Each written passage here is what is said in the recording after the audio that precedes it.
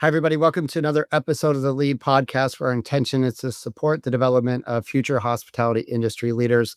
Really excited about the conversation today. Vision at play, tying innovation, guest experience, and staff experience into execution. Amy, it is so great to see you. How are you today? Well, it's great to see Kelly as well. It is. Thank you. Thanks. And Brad. Good to see everybody. Excited to have Brad on the Lead Podcast. And it's exciting what you're doing at Chicken N Pickle. I'm learning how to play pickleball myself. So by the time we have our lead event there, I should be able to throw down with Kelly and Matt and Brad, but we'll see how that goes. Kelly, tell us a little bit about you. What you doing here, lady? I am excited to talk about, I'm not excited to talk about pickles because those are a no for me, but I do love a good pickleball game. If there's one thing that I've learned, it's to stay out of the kitchen, both in pickleball and in life. So for me, I'm really excited about this conversation and happy to chat about it. Matt, when was the last time you played pickleball? Are you also taking up lessons like Amy's doing? I'm trying. Okay. It's been something that's been offered a few times as of late. So I'm working on it, but I got to get my game ready for. It's the scoring. The scoring's very So hard. Look at Brad trying to hold on. The three of us. Amplify the scoring so people like Kelly and I can play. Yes. Absolutely. Have to keep up. Absolutely. But before we Brad, who are you? Talk to us. Yeah. Right. Tell us a little bit about your journey. I'm going to jump in here because I had a chance to talk to Brad yesterday, and he shared just this how his journey has been as a leader, but where that leadership journey started. Brad, can you take us back to what is your leadership journey? How did you end up here? How did you end up leading Chicken N Pickle? Yeah. So Brad Clarke, Chicken N Pickle. I don't often like to refer to my title because when people ask me what I do for Chicken N Pickle, I just say I wear a lot of hats, and that's just sort of the reality of my personality and how it comes through. But I started as a youngster. I grew up here in the Midwest, where our brand originated in Kansas City, Missouri, and was fortunate as a young kid to find a passion in the sport of football that kind of took me all the way through college, playing that sport. And I've used that as an anchor for a variety of things that have propelled me into my career. And that, historical reference for me is always about, the team aspect and what that really brings to the business world. And how leadership can kind of evolve just as a football game might evolve. And what worked last week may not work this week. But I always use the foundation of, the team is more important than me. And hopefully that the group that we have at Chicken Pickle, we all sort of embrace that as the reality of what makes us a little different and what wakes us up every single day. So yeah. Chicken N Pickle, been here for 6 years. I can't believe it. This journey's been kind of a wild ride of growth and rapid growth and expansion. But it's been incredibly grateful and humbling for me to be a participant in all of it. Gosh, amazing. And of course, what position did you play in football? So I don't really look at it. If I was standing up, you really wouldn't look at me like that. And you'd be like, oh yeah, that makes sense. But I was a running back in the day. There was a real fullback. And so I was, I definitely don't look like a running back anymore. Look more like a lineman, Kelly. So it's not the holidays yet, but I already feel like I'm carrying the holiday weight a little. It's creeping up. It is definitely it's tricky, but I always think it's so interesting when you think about football teams, and you kind of touched on this, right? There are so many really important positions within the team that set the trajectory of the win, the play, the overall environment. And each position has sort of its own very specific responsibilities to the team and to that role. And so I love hearing that. And so when you think about just sort of, that experience, as well as everything that you've seen in Chicken N Pickle so far, how have those lessons in that sort of leadership style defined the way that you guys have grown? With the rapid growth that you've had, definitely, I'm sure you have a lot of lessons that have changed the way that you've built the team and the way that you continue to drive experience for your guests. Can you tell us a little bit more about how those lessons have shaped it? Yeah, just every once in a while I'll say details, and I had a coach impress that upon us that all the details matter. And in a football field, there's 11 people, and there's a lot of parallels, and my team probably is like, yeah, I got it, Brad. Yeah, you talk about football a lot, but there's so many parallels to that sport and what happens inside of restaurants. There are plays that happen where that person's name didn't get said, but without that person and their energy and what they put into it, the reality is that probably wouldn't have been successful. And so you think about all of the moving parts that happen inside of restaurants on an everyday basis to make the whole experience come alive. It matters. And it matters from the dish to the kitchen, to the bar, to the prep, to the grounds, to the host, to the server, to the et cetera, et cetera. And so we really try to focus on the small details, and have our team realize that they're a part of a bigger whole. And hopefully our guests can feel that when they come in as well, that they're welcome. Our team members hopefully feel that inclusiveness, that they're a part of something a little bit bigger, and hopefully they give the energy to their team as a result of that. I had a coach tell me one time when I was young, he said, Brad, you have two choices. You can be an energy vampire, or you can be an energy giver. And we make that choice every single day when we wake up. And how are we going to approach today? How are we going to approach the shift? How are we going to approach the long-term vision of where we're trying to go? And so, yeah, I think there's just so many parallels. And sometimes when we can boil really dynamic concepts into simplistic things that people can resonate with or can use as like, yeah, that makes more sense to me. I think giving those examples really helps people understand where we're going. Yeah. And the energy inside of your spaces, I'm sure, bode well to that. There's definitely a contagious just energy surrounding that I think naturally enables teams to just be a little bit more excited, a little bit more engaged. And when you're recruiting people, is there anything that you're looking at when you're building your teams to sort of impress that type of an energy, whether they're inside of the location or they're at the corporate office? For sure. It sounds a little cliche, but I'm such a big believer in it, and our leaders are as well, is a hire for mindset.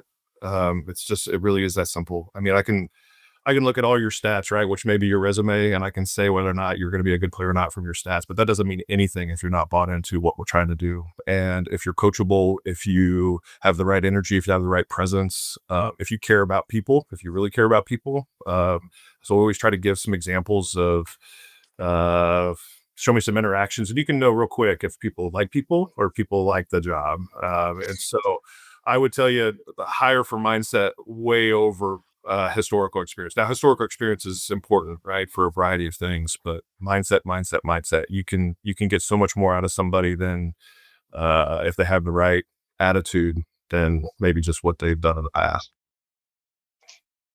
As a leader, yeah, as a leader, Brad, who how do you the front lines hiring, right? Hiring for connection and all the things you just discussed. So people are in the right mindset, and showing up every day. But how do you actually take all that? And it is difficult at your level to make sure that is transferring into the Chicken N Pickle facilities, with everybody around you. How do you do that? Or any tactics you use, or like you said, details are just constant. I would say chief repeating officers are constantly repeating things so people pick them up. Eventually it becomes part of their verbiage. Yeah, I think, and I, by all means, we don't have it completely right, and we wake up every single day try to be better than we were yesterday. Similar kind of athlete's attitude of, can we get 1% better today? And I've become a really firm believer over this journey of you have to start with a foundation of why, and really what's our goal. And before we roll something out, really try to, what's our why, what's our goal, what's our why, what's our goal. And if we can't clearly define those, then will our team be able to understand that in the long term? And so we're not perfect at that. We try to get better at that every single day, but I think that becomes a foundation. And then also, I think it's so important to try to lead by example, and have people pick up on that. We as humans are just such a visual learning. We learn visually, and we learn by the atmosphere that's around us. And so, for example, I think it's really important, like as leaders, when we're in stores, even if we're there for a meeting, we pick up our dishes and we take them to the back. We're a part of that broader team. And so I think our team kind of can feel that same energy. And hopefully they're hiring for the same mindset as well. I can't express enough the simplicity of what the game of pickleball is. At the end of the day, it's a freaking, racket and a wiffle ball, right? But the energy that it creates, the smiles that it creates, the social content that it creates for those that are playing it, we really try to go back to the simplicity of the game and try to make every aspect that we're doing simple as well. There's just a lot of complex things that we do on a daily basis, but try to break them down in their simplest form, explain the why and what's our goal, where we're trying to go with it. Brad, do you mind? Because I had a chance to get a little bit of exposure to your team, and to add on to Amy and Kelly's question, one thing that I observed was your team's comfort level with what some might perceive rumbling or conflict or feedback, or getting in disagreement before we get into agreement, and that's got to come from leadership. And often I see it's something that people are very uncomfortable with. I watched your team lean into some really hard conversations and feel trusting to get into it. How is that? How did you create it, and what's been the impact? Because it doesn't happen by mistake. Yeah. I use a Will Ferrell quote, but try to create a trust tree, right? But Will Ferrell. Will Ferrell. No, I think we as a group have tried really hard to, again, not to use too many athletic parallels here, but in football, I'd show up every Sunday after a Saturday football game in college and have to watch film. And you have to take very real, constructive feedback.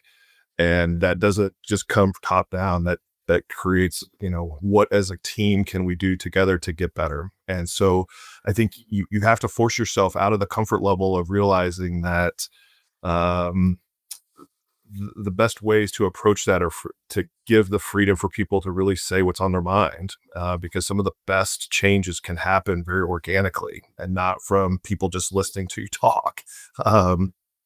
I talk too much. I tell my team that all the time. You got to shut me up. Every once in a while, you got to grab the cane and pull me off the stage. But, intentionally listening to people, giving them the freedom to be truly honest, because how are we going to get better if we're not honest with each other? I think it's just so important. And it really does start by leading by example. And so I am not immune to constructive criticism. My team gives it to me all the time, and I welcome it. I try to surround yourself. The best advice I can give is try to surround yourself with people that are comfortable in their own skin to tell you what they really feel. You don't want to surround yourself with, yeah, that sounds great. Yeah, that sounds great. Tell me, because sometimes I have bad ideas, right? That was stupid. What am I thinking, right? And you need to every once in a while to somebody say, hey, is that the right way we should go? So, but give your team the freedom to just express their ideas. Doesn't mean they always get their way, right? We talk about that a lot. It doesn't mean that, the decision's going to change, but at the end of the day, you really have to give your team the freedom to express what's on their mind. I think it's huge when you think about, so many times in traditional restaurants, we talk about like front of house and back of house, and how are you sort of mirroring those experiences together so they're working as a team. And in your instance, you've actually got kind of like that third layer of like what's happening on the court, and kind of pulling that string between all three of them. There's a lot of collaboration that needs to happen from, a leadership perspective.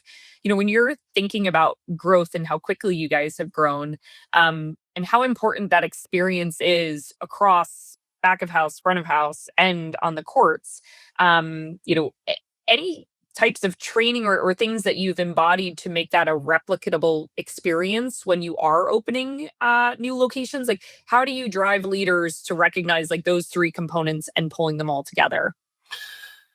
Yeah, we're a work in progress when it comes to that. And so we definitely don't have it nailed.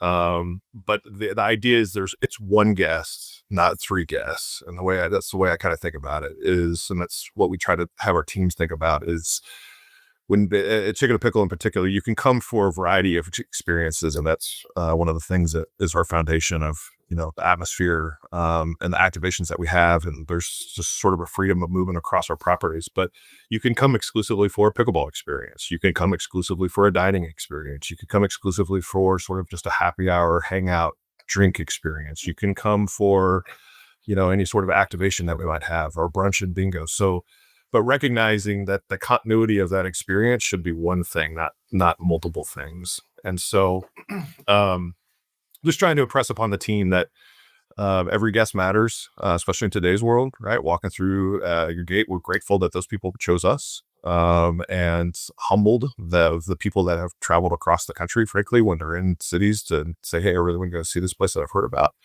And recognizing that the importance of just giving that guest an opportunity to create some memories on our property is pretty special. So trying to realize that, again, they're kind of part of a bigger whole, and creating that experience of it's one guest, not multiple guests, is sort of the things that we lean on. I love that. I love the appreciation side of that. Yeah. It's important. I think the one guest at a time, the hospitality, it goes a long way these days. There's not a lot of concepts you can walk in and get really great service anymore. I know we were just talking about that with a group of people of hospitality's kind of lost its way. I was literally at Disneyland this week and I was really disappointed in how the cast members were behaving. So it's just kind of an interesting, and they just had me fill out a survey. But anyway, so it's interesting how you're seeing that, and the people that are making, the companies that are making connections and focusing on that and the hospitality and connecting, people will come back. They will, because it's kind of this epidemic right now. But Brad, how do you train that? Because you know, as you said, most of our staff in the hospitality sector, they're visual learners or kinesthetic learners. So training is somebody just asked me the other day, like, has training changed? I think it really hasn't changed. I think we tried to evolve it so much into technical that it actually is really just coaching somebody or sitting down and giving them feedback, to your point, and being honest with them on what they can work on. But the training bones and the modules, how did you build that, and how are you doing that process? Because that's the important process. It really is. And, you know, uh, we are really getting back to basics mentality. And, Mhm. you know, as all of us are as leaders, just the dynamic nature of our industry of the last several years post pandemic and what guests are really looking for has forced us to evolve. And so we're currently leaning into something that we're calling our confidence campaign, and where our team members have an opportunity to learn more about all of the aspects of Chicken N Pickle, not just food and but drinks and the experience. But I would tell people, don't overcomplicate it, because we have, and we're trying to get just back to basics of role playing opportunities. There's a lot of ways that you could have conversations with people and redirect some of those conversations after they have it. That is, when we say hospitality is kind of eroding, that is sort of the lost art. I have 3 youngsters, a freshman in high school, a junior in high school, and a junior in college. And I see their friend groups with an opportunity. They would rather text each other than they would have a conversation with each other. And so they Across get the table. across the table from each other. How many times have we been in restaurants and you see a booth full of kiddos or even families, and they're On their phones. literally all texting each other? And so Yeah. I think we have to take that as a real emphasis. And you know, the connections matter. You know, the digital world is something that, you know, we may not realize it, but we need to get away from it every once in a while. And having the people that we hire feel comfortable talking to others, we got to realize that that can be a barrier for folks, because a lot of people are just more comfortable texting. And so I think role playing, I was teasing our team the other day, paper and pencil still works. We don't have to worry about some funky gizmo or gadget or video or something, but paper and pencil still works, where people have to reflect and think about it and write it down. Some of the ways that I learned, because, you know, I find myself having some ADD from time to time, but writing it down is all of a sudden a trigger for me to remember it. And so, so we are actively in that process of just kind of back to basics, hospitality. And so just keep it simple. That old idea, keep it simple. Don't overcomplicate it. What are the things that matter? 90-10, I would really emphasize for people to think about it. Get your team to 90%, the other 10% you're constantly chasing, right, to perfect, but get your team to that 90% range. It's important. Brad, and just on that, in making training, a priority, are there any specific ways that you're recognizing team members right now? Anything that you're doing specifically to recognize that great performance, or reiterating somebody taking advantage and using some of that training? You know, that's a great question. One of the things as leaders, and Matt got to see it a little bit when he was at our conference in middle of September, I think the rut that we can all fall into as leaders is because we constantly have to put fires out. So you always get this impression that you're constantly dealing with the negative, and we don't just spend enough time celebrating the positives. And we are in that process now of celebrating the team members when they get called out on online reviews, when a guest pulls a manager aside and says, you know what, Kelly really did an amazing job of making my experience. Like, we celebrate those things now. We haven't always historically, because again, we kind of get focused on some of the daily minutiae of things. But I really commend our team for leaning into that in a big way. Matt, I commend Matt. Gave me 3 words. There were 3 very powerful words when he said it in front of us, and I continue to take it forward. Is people really want to be seen, valued, and heard, and so how can we do that on an everyday basis? And it doesn't have to be complicated, but you have to remind people that that was what we were looking for. Thank you for doing that. We appreciate you. We appreciate your effort there. Thank you for going the extra mile. So I hope we're just as hospitable to each other as we want our guests to feel as well. Love that. And that's like Kelly asked me on a recent podcast, what was one of the highlights of my year, Brad? And I haven't shared this with you, but it's when one of your leaders stood up and shared that she recognized somebody in her team, but the feedback she got in the hallway during your conference, and she asked for space to stand up in front of the room and emotionally share. As somebody who I would project doesn't share a ton of emotion, I would share that's not a normal community. And it was just it was a great moment. And I applaud your team for creating space to recognize each other. You could hear the chatter in the room. Before we get to our closing questions, this wasn't something I planned to ask, but what's been your biggest leadership lesson in 2025, and how might it shape what you're going to do in 26? That's a big question. I was like, that's a big question, Matt. I want the audience to hear the answer, because Man, I feel like we need a 12-pack and a pillow, and we're I'll share that with you. So just you said it in a sentence, not to unpack it. Listen. I mean, in simplest form, I personally, as a leader, I want to listen more. I want to give our team even more space to express ideas, thoughts, challenges, concerns. So my goal for myself is to listen, and that includes hanging out with smart people like yourselves. I had a chance to go to the QSR conference, saw Amy down there in Atlanta, and it's a reminder of, frankly, how embracing our industry is, to sharing ideas, to sharing lessons learned, to giving advice. And I would find that opportunity. We all need, as leaders, to vent. It's really hard you never want to vent down, right? But every once in a while, you need a safe place to go say, man, I need some advice, something, this is going on. What are your thoughts? Have you ever had to deal with this? Because as a group, as an industry, there's a ton of collective knowledge, and frankly, there's no secrets, right? There's no secrets in our industry. There's no secrets, and so no, I think everybody's trying to figure it out together and as a community, rather than, I think pre-pandemic, people were a little more competitive, and now it's like, Kelly, what are you doing? Like, my husband's like, I need to call Kelly Grogan. I'm like, you have her number, you're gonna be okay. But like, but now it's more of a community. It's so much more of a community. Yeah. And so, yeah, I agree with you, Brad.